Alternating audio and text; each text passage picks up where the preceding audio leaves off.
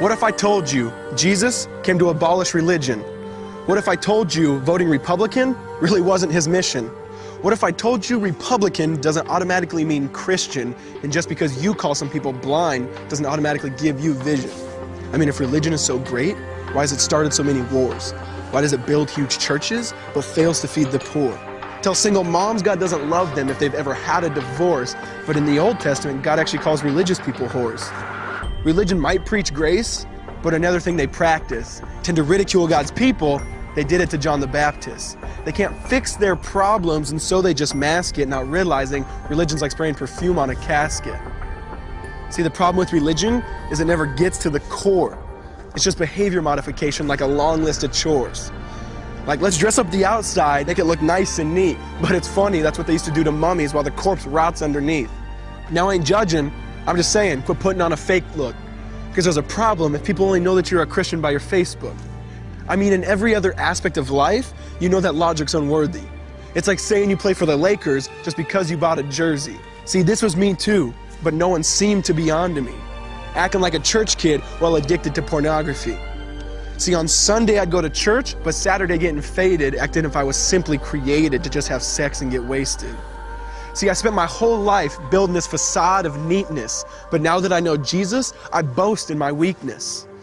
Because if grace is water, then the church should be an ocean. It's not a museum for good people, it's a hospital for the broken. Which means I don't have to hide my failure, I don't have to hide my sin. Because it doesn't depend on me, it depends on Him. See, because when I was God's enemy, and certainly not a fan, He looked down and said, I want that man. Which is why Jesus hated religion, and for it He called them fools. Don't you see so much better than just following some rules? Now let me clarify. I love the church, I love the Bible, and yes, I believe in sin. But if Jesus came to your church, would they actually let Him in? See, remember He was called a glutton and a drunkard by religious men. But the Son of God never supports self-righteousness, not now, not then. Now back to the point, one thing is vital to mention.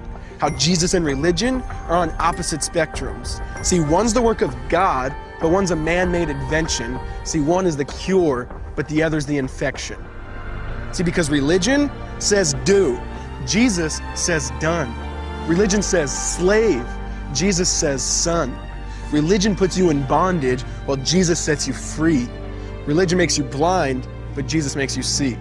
And that's why religion and Jesus are two different clans. Religion is man searching for God. Christianity is God searching for man. Which is why salvation is freely mine, and forgiveness is my own. Not based on my merits, but Jesus' obedience alone. Because He took the crown of thorns and the blood dripped down His face. He took what we all deserved. I guess that's why you call it grace. And while being murdered, He yelled, Father, forgive them. They know not what they do. Because when He was dangling on that cross, He was thinking of you. And He absorbed all your sin and He buried it in the tomb, which is why I'm kneeling at the cross saying, come on, there's room. So for religion, no, I hate it. In fact, I literally resent it. Because when Jesus said, it is finished, I believe He meant it.